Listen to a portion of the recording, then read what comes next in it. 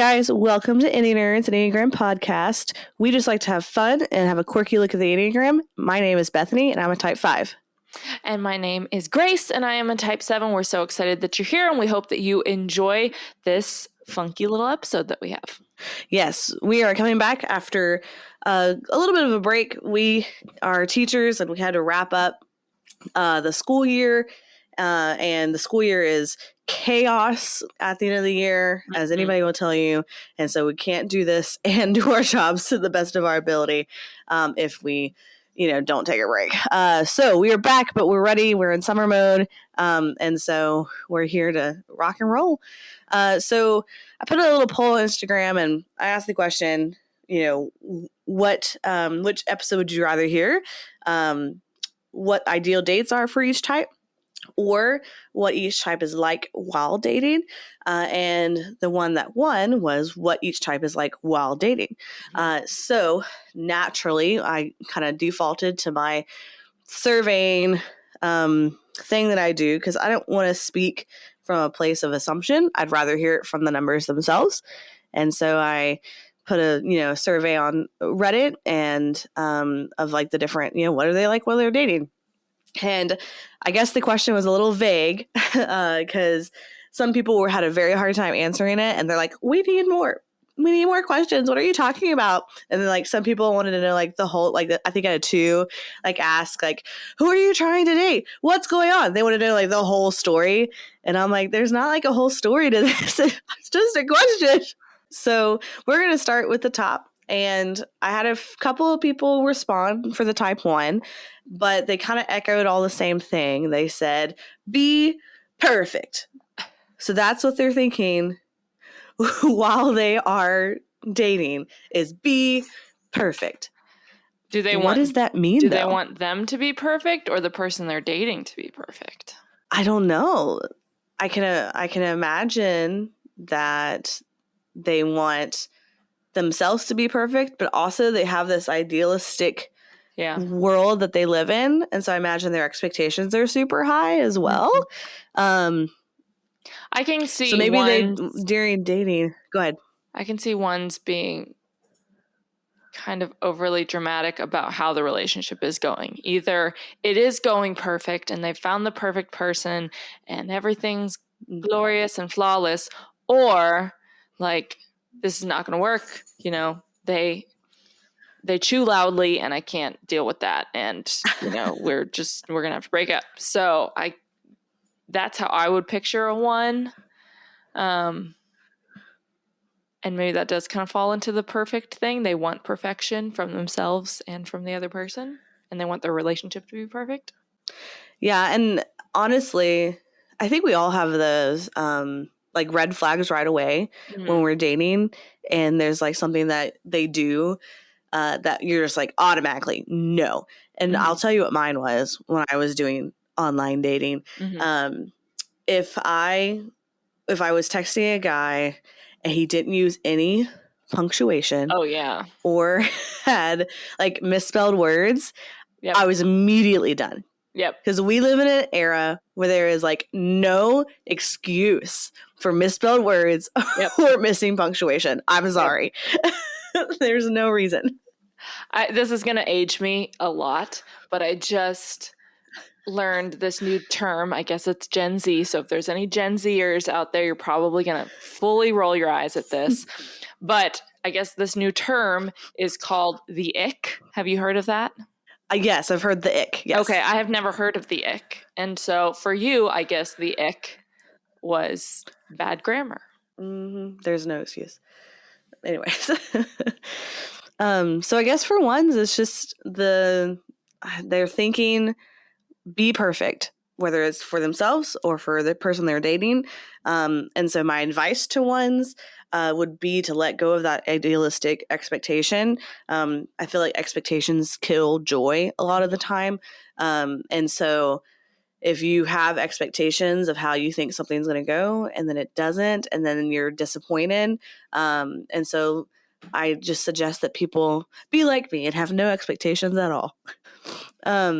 Okay, so the type 2, once again, they're the ones that were trying to start this whole discourse on like, who are you dating? Why, like, tell me all about them. Like they're the ones that were trying to like get into my personal life. I was like, it's just a question that I'm asking you. Yeah. There's no other context. But they said that while they're dating, they have one goal, and that goal is to make sure the other person is happy. I think, their goal is what speaks to them. They tend to neglect their like own needs. And so they, just want to make sure the other person's super duper happy. And that's totally fine. They also said they tend to give all their attention to the date, like will give date all of their attention. And for someone like me, that is super like overwhelming. I don't want to have all the attention. And so if I was dating a 2, like it could be really overwhelming to have that much attention on me. But if you're looking for that attention, like you want that reassurance and, you want that unconditional love that 2s give, like they're a really good person to date. I can see that, but I can also see eventually that being really exhausting for the 2. Like it's really good for the start of the dating and the honeymoon phase to like have all your attention on the person.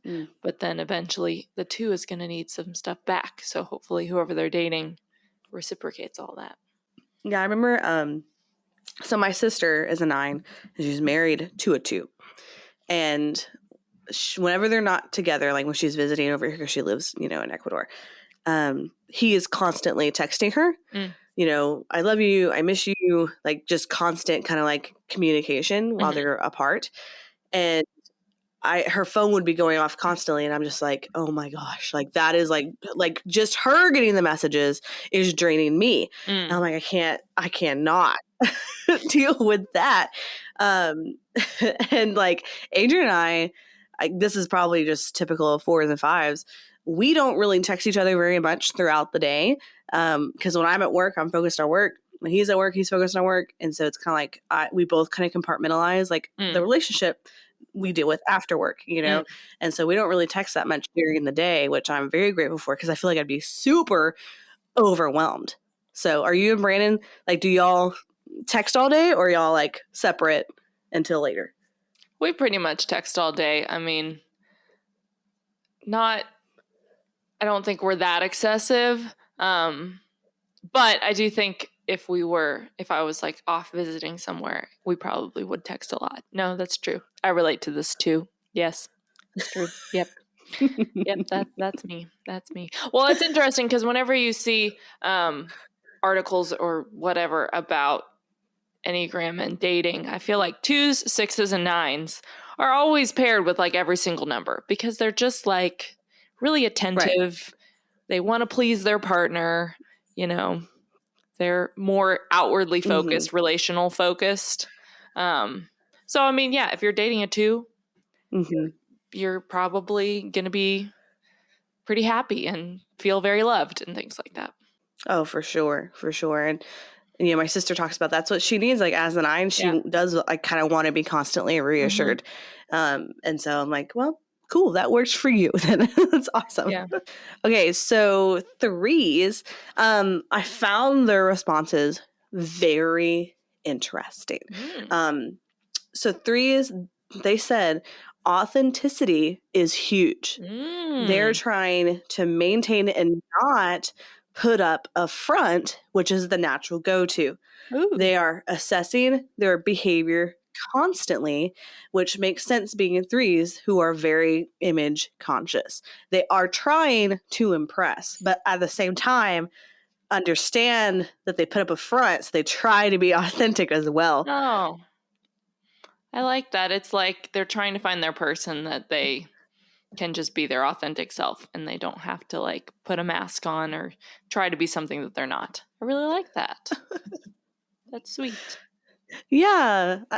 I felt so much empathy for them, of just like, imagine being this person who wants to impress because they're image conscious, but they just want to find somebody where they don't have to impress. Yeah. And they just be themselves. It like broke my heart for them. And so I don't know.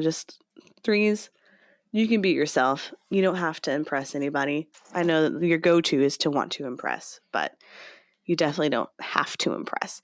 Because you are awesome the way you are. Well, I also feel like if you happen to be dating a 3 or married to a 3, then I think something like words of affirmation is probably really important for that relationship. To like let them know that like I appreciate you being honest with me, or I appreciate you being authentic or vulnerable, like verbalizing that to them so that they know that you notice that and that you see that and you appreciate that they're not trying to be something just to impress you, you know? I love that advice. That's really good advice because it's just, I don't know. I struggle with threes because I don't understand them very well, but I can understand them wanting to just be authentic with somebody. So fours, I swear, I want an Enneagram 4 to write a book about the Enneagram because every time I get responses from Reddit from fours, it is the most beautiful or the most funny written response. And I have one that I quoted directly because I couldn't, I wanted you to hear it, from the mouth of the 4. First of all, to paraphrase, 4 said that they can send mixed signals, but not intentionally. They're not trying to confuse you or they're not trying, to be withdrawn or anything and send those mixed signals, the push pull that 4s do, not doing it on purpose. And so that is something they're aware of while dating. But this person said, on a more 4-ish level, I tend to look for things that are unique about a person and can get bored easily if they're overly rigid and put together. My last girlfriend was perfect on paper, but I found her kind of basic and didn't feel like she could hit the same emotional, intellectual depths as me. So there's my big red flag, ladies, finger guns. I just picture, and this might be totally off the wall, but I picture because 4s are so romantic and, kind of get lost in their own world, maybe they desire to have, when I say dramatic, I don't mean it in a bad way. I feel like dramatic has such a negative connotation, but they, with books and movies and stories, like these epic dramatic love stories, and maybe like deep down, they really kind of desire that, which is maybe why mixed signals are sent. And I totally relate to that because, I want kind of this epic love story and there might be a little bit of drama involved with that. But again, not necessarily in a negative way. So that's kind of how I picture 4s in the dating. They don't want just like cookie cutter, happily ever after, again, how he said, like, it looked good on paper. And a lot of people, that's what they want. They want just like happy ever after. But like a 4 wants some drama in there. Does that kind of make sense? Drama. But you're actually dating a 4, so you can speak to it more. Yes, I am dating a 4. How funny. So I think, I see the wanting to be like these grand gestures and wanting, for it to be like a, romantic, comedy or movie or whatever. But when you and I will say, like, when we were first dating, I felt like that kind of was like we were in that like honeymoon phase of dating, and it kind of was like do all these awesome grand things. But then as we settled into life, we've been dating for a year and a half now. And so as we're kind of settling into life, it does kind of get more mundane and more, basic, as this person's put it. And so it's just kind of how it goes with dating.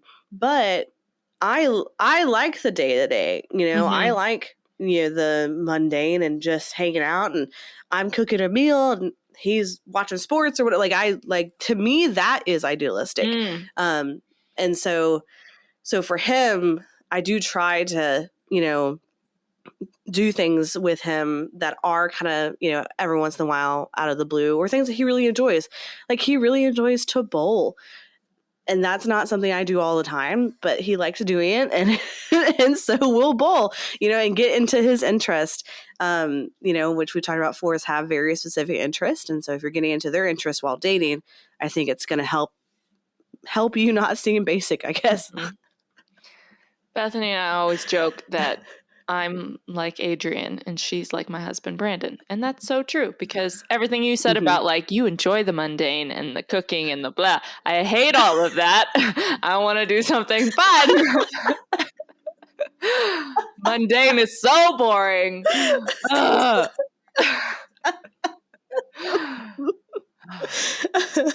I'm happy that you enjoy it. We ended up with partners that are very similar to each other. Yep. And it's so funny. But it is what it is. And that's why we all get along so well, because we're all essentially the same people. Yep. Okay. So 5s when they're dating. Now, I'm never going to post on the 5 Reddit ever again. First of all, because I'm an expert in 5 because I'm a 5. But second, they're like jerks on the 5 Reddit sometimes. Oh. And like, I asked about dating and they're like 6 people, I don't date. I was like, okay, 5s, calm down. Like, simmer down. It's fine. Well, have fun being alone. And then I had some jerk. I don't know. Definitely a guy wrote it. And he like mansplained in the thread like why my question was not a good question and how like they needed more information, and then continued to answer my question in this giant long comment of everything that I've asked them in the question. I'm like, if it wasn't good enough, you should be able to answer it. Anyways, I ignored it, and I was like, I can't with you. So anyways, I'm never posting the 5 Reddit ever again. Anyways, so 5s while they are dating. First of all, they're very hard to get to know. You're going to have to reach out to them, and you're going to have to initiate contact, and you're going to have to do things that interest them, because 5 is probably the most likely to be like, I don't want to do that because I'm just not into like elephant watching. So they'll tell you straight up that they don't really want to do that. But, and because they're honest. But I will say that a 5, when they're dating, they're certainly overthinking the whole dating thing. And they are questioning their every move, and they're questioning your moves. But it's all internal. You'll never, ever know it while you're dating. But also, 5s are extremely thoughtful, and they remember everything that has been said. So if you tell them on the second date what your middle name is, it's going in the bank in the back of their head, and they're going to remember your middle name for the rest of their life. Okay. So it's like every little detail they'll remember. So they're very, very thoughtful, but it's all internal. And so you just never really know exactly what they're thinking. So my best advice to somebody who's dating a 5 would be to straight up ask them what they're thinking. Because they'll come across aloof, they'll come across disinterested when they are very much interested.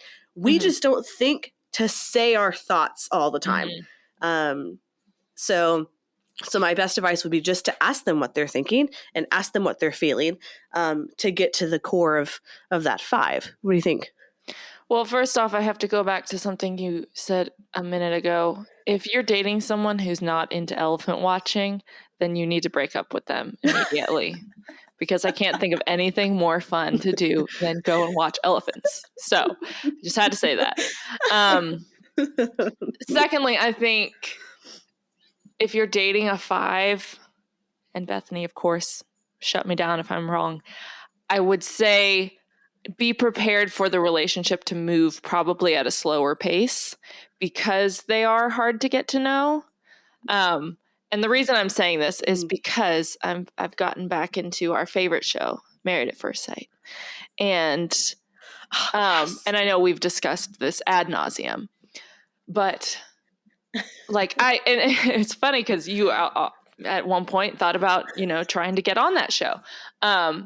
But I feel like fives maybe are not the best candidates to be on that show because they have such a hard time opening up. And you have to be willing, if you're going to try and stay married to a person after 2 months, you have to be willing to like open up and be vulnerable like on day 2. And that's perfectly fine that fives are not that way. But I don't really think that they're necessarily going to be the best candidate for that show. And I feel, because I'm watching a season right now, and there's a girl who just, you can tell she just won't open up. She won't. And she's a perfectly nice girl, but like they ain't gonna stay together because she's just won't get vulnerable. And I don't know if she's a 5, but that just made me think of 5s and being on that show.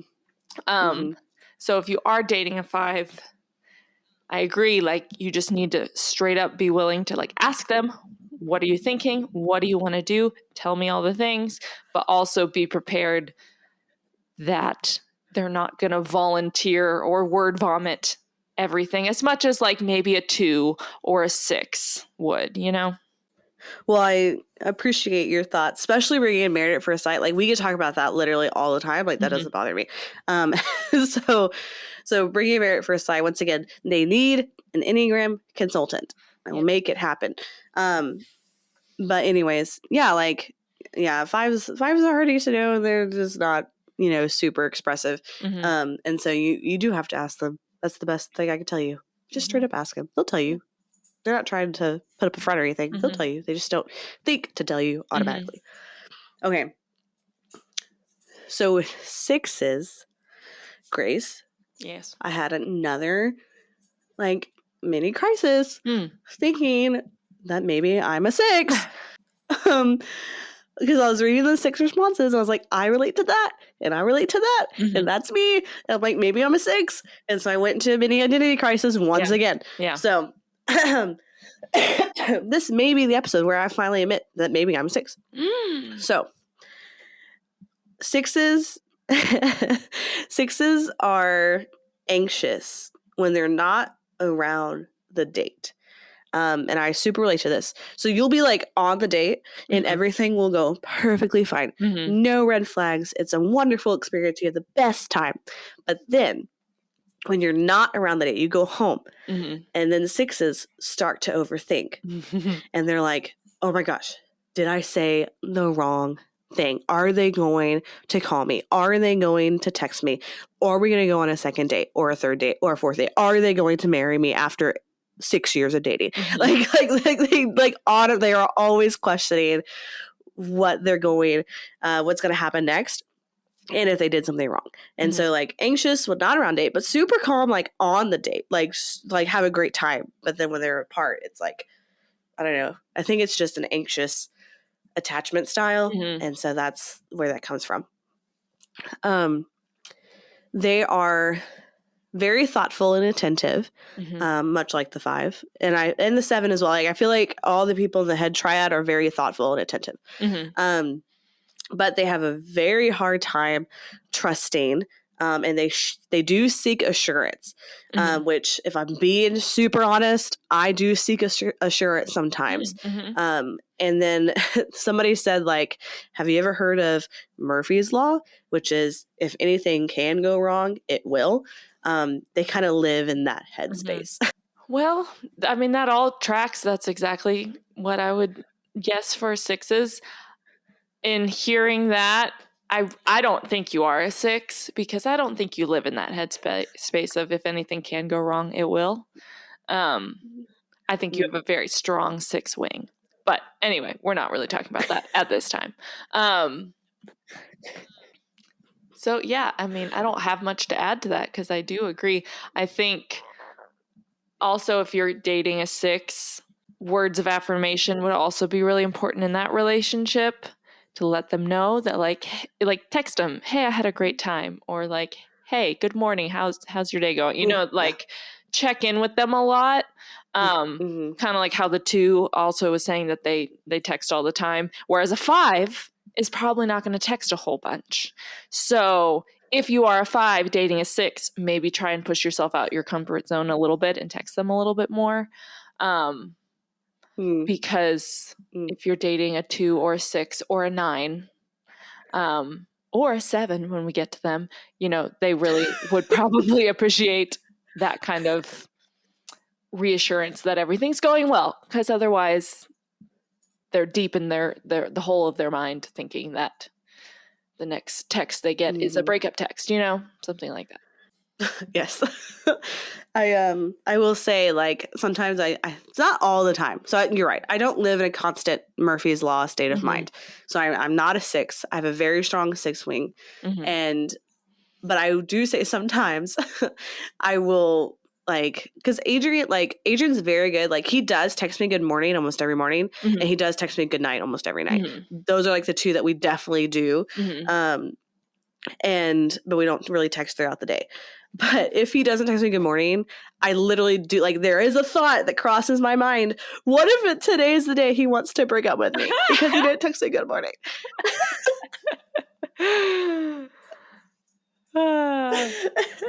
So I can relate to it. I don't think it all the time, but I can relate to it. Well, being a 7 and also having a wing 6, if I don't hear from Brandon throughout the day, it's probably that he doesn't have service. But I immediately think he's dead. Like, oh my gosh, this is like, not that he's going to divorce me, but that, like, okay, it's finally happened. He's been mauled by a bear or hit by a car or, something like that.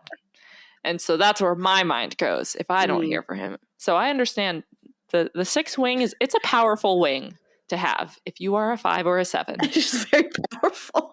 You can really tell when you lean into that 6. Yes. Absolutely. And I would say, like, for you, Grace, when we first met, you're, like, more into your wing 8, and not so much into your wing 6. But as you have grown up a little bit, I feel like you lean more into your wing 6. Not that it's a bad thing. Yeah. It's just something I've noticed. No, I totally agree. I don't know if they're, like, perfectly balanced at this point, but I definitely think I lean a lot more into my wing 6 than I used to. But I still consider myself a 7 wing 8 to the core, but my 6 wing has been popping up a whole lot more lately. Okay, so it's your time to shine. Tell us about the 7 while we're dating. Okay, well, go ahead. Well, I'm going to start with just kind of like the surface stuff that we probably all know, that a 7 wants to have a good time. So they're a really fun person to date. The dates themselves are going to be really fun. So for the most part, kind of let them do the planning. Let them, choose what you guys are going to do, because they're going to plan fun activities. But deep down, because 7s fear, I don't want to say fear commitment, but we kind of do. I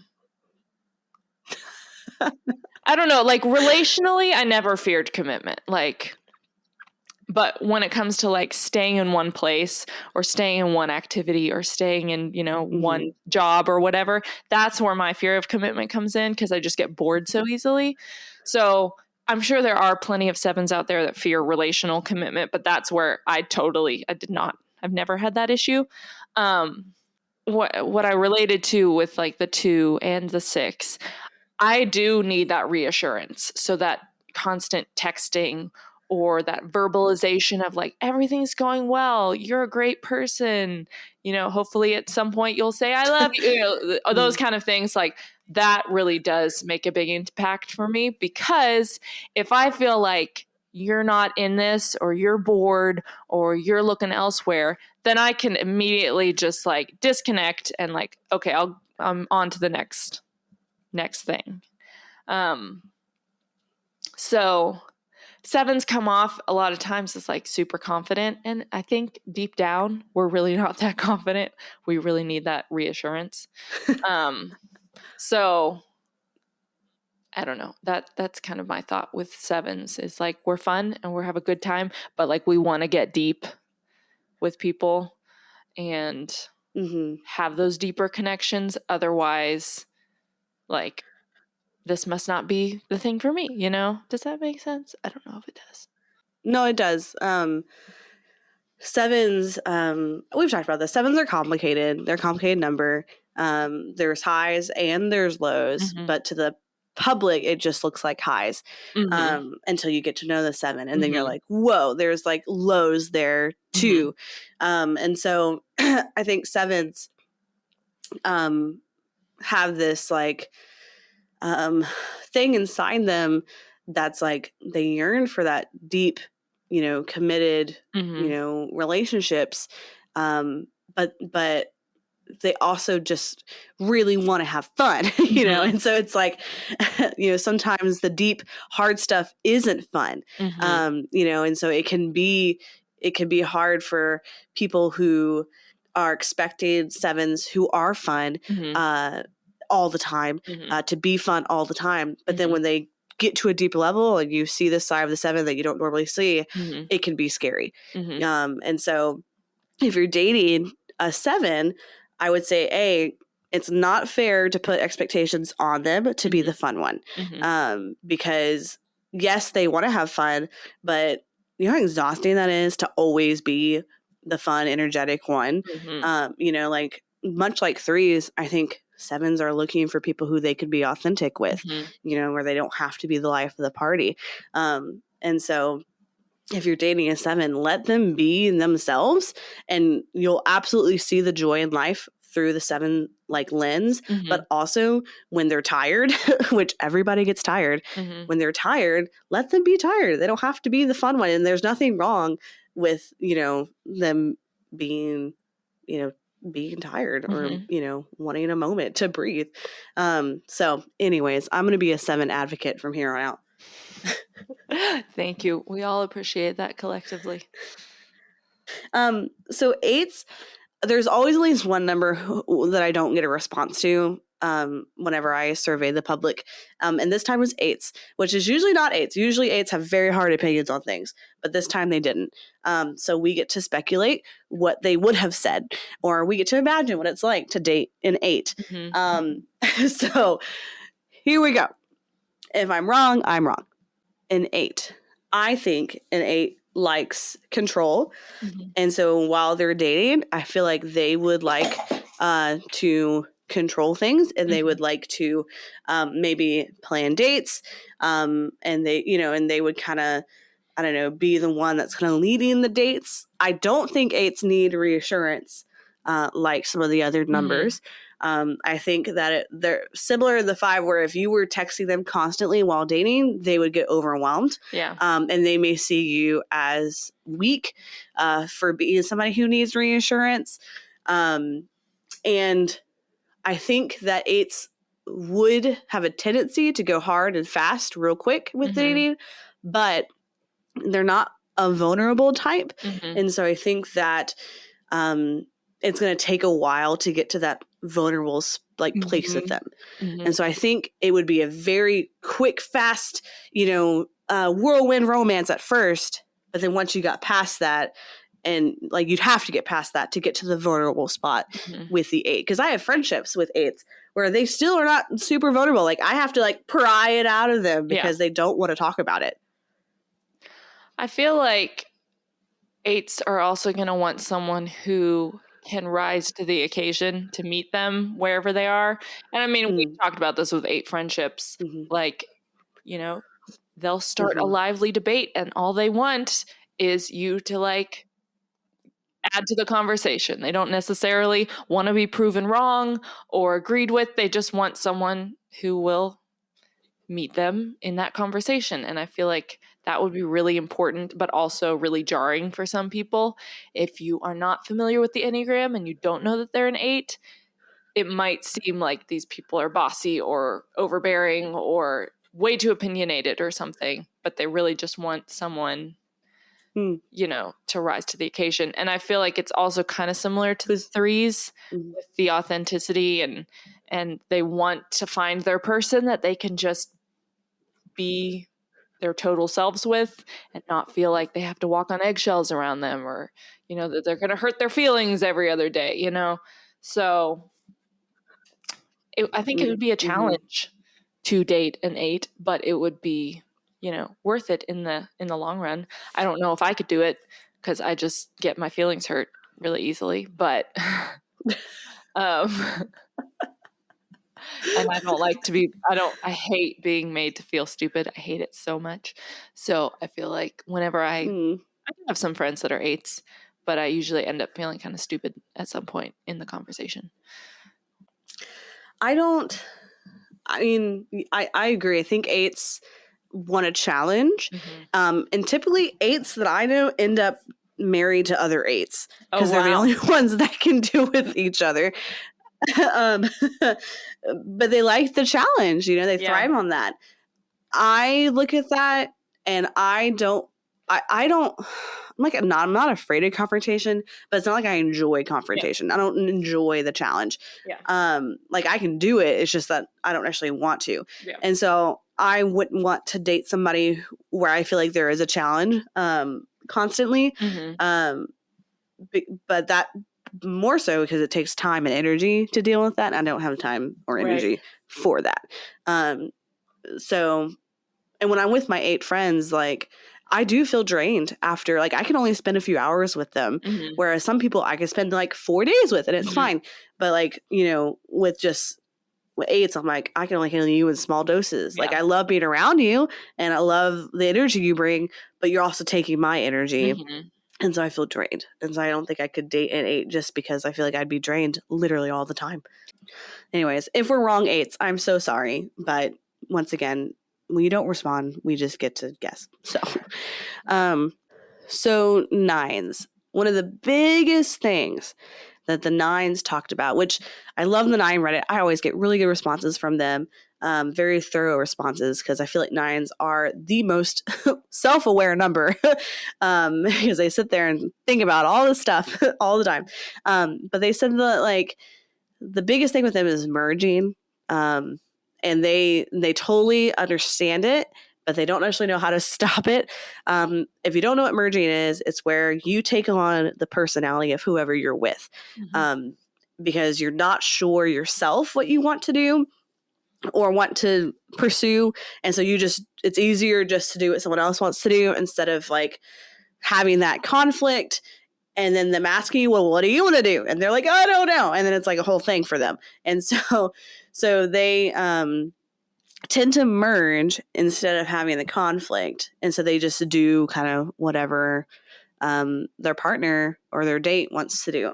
Now, to me, merging is not a fair thing to happen.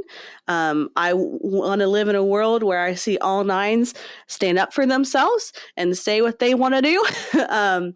But unless you're aware of this merging, then you're not going to be able to push your 9 to do that. So anyways, they also said that if you don't ask about them, they'll assume that you don't care. If you have a conversation with a 9 and you're only talking about yourself, they will literally think that you do not care about them. And I'm like, you poor thing. They don't want to make the decision, but if they must make a decision, just give them 2 choices and then they can make a decision. Also, 9s are the most prone to ghosting during dating. 9s have a out of sight, out of mind kind of mindset. And so if they're not, if you're not in front of them, they may forget you exist. And so then they'll ghost you. So Grace, I want to hear all your insight about the 9s and all of this because you dated a 9. Yeah. I mean, it's like Brandon could have written exactly what you just said. I think the merging thing is interesting with 9s because, there's that saying that like opposites attract. And for one, I think that's kind of bullcrap, but also with 9s, deep down, they do know what they want and what they enjoy. And so I think for 9s, an encouraging thing to do is just kind of date someone that has similar interests, which I mean, naturally, I guess you're going to do that anyway. But like with Brandon, like we're both super passionate about nature and the outdoors and hiking and camping and all that kind of a thing. So like he didn't have to like merge to me to, like I don't know how to describe this. Mm-hmm. Like, we just shared that interest anyway, so he doesn't have to be like me to enjoy what we enjoy. And I don't think he would have been attracted to someone who was like super feminine and only wanted to, go to fancy restaurants and go get manicures together and blah, blah, blah. Not that there's anything wrong with that, but he didn't have to merge to that. I don't know if this is making sense but I'm kind of trying to say, like, it does. As a 9, like, try and look for people that share your interests, so you don't feel like you have to like change who you are in order to make them happy or in order for the relationship to be successful. And I also totally agree with the thing about give them 2 choices, because I do that all the time with Brandon and it totally works. And also, once you're in a serious relationship with a 9, like, they're going to start sharing with you their opinions. They will. And I'm sure Catherine is the same way. So I feel like the idea that a 9 won't tell people what they want or won't share their interests, I think that's very early on in a relationship where they're still feeling things out. But once you really get to know a 9, they'll tell you what they want to do. And so, yeah, dating a 9 is a very, very pleasant experience. I would give it 10 out of 10 or 9 out of 9. Well, it's funny. It's funny because, like, I remember when I visited you guys in Idaho, you and Brandon were talking, and Brandon is the most precious human being on the planet. And you were saying, like, I don't know what I want to do. And Brandon's like, I know what I want to do. I just can't do them all. And so it was just funny. It was just funny to me because Brandon, who is this like typical 9, who 9s typically don't know what they want to do, but in y'all's relationship, I feel like you've empowered him to pursue all of his interests. Whereas before, maybe he wouldn't have. And so now he wants to do all the things he can because he wants to pursue literally every interest he has. And all the interests are super nerdy, and it makes me so happy. So happy. And so he's so precious. But I feel like you've kind of, in that relationship, given him the space to pursue those interests without judgment, which I feel like 9s kind of a lot of time in their family or whatever. And those, when they're younger, they may feel judgment coming from their family members, so they don't necessarily pursue everything they want to. So if you give a 9 the space to do what they're interested in and don't judge them for it, then they're going to flourish and be totally fine. I also feel like, and this doesn't necessarily have to do with dating, but just if you are dating or have a friendship or a sibling or whatever that's a 9, I've talked to my mom about this quite a bit, is like, we talk so much, and the Enneagram community talks so much about 9s, like, not knowing what they want. But actually, according to my mom, who's a 9, they genuinely don't care a lot of the time. Like, they would rather everybody around them be happy, and like, that is what they want more than like, do I really care if we go to McDonald's or Burger King? Like, they genuinely don't care. Like, it is fine either way. And so sometimes it's okay to just make the decision for your 9, which I do, and it's always Taco Bell. But I think the not caring is always looked at in a negative way, and I don't think they're just like they're so go with the flow. And I think that's actually a really, really cool way to be, because there's so many people in our world that know exactly what they want, and they push for it, and they're obnoxious. So it's okay to have some just really chill people, Do you think that the 9s need the reassurance like 2s and 6s? Like, have we said that? I think they probably do. And just like how you were saying, Catherine actually really enjoys getting those constant texts from her husband. And I know Brandon wishes that I texted him more. So I think that they do. I think so. Mm-hmm. Mm-hmm. Okay.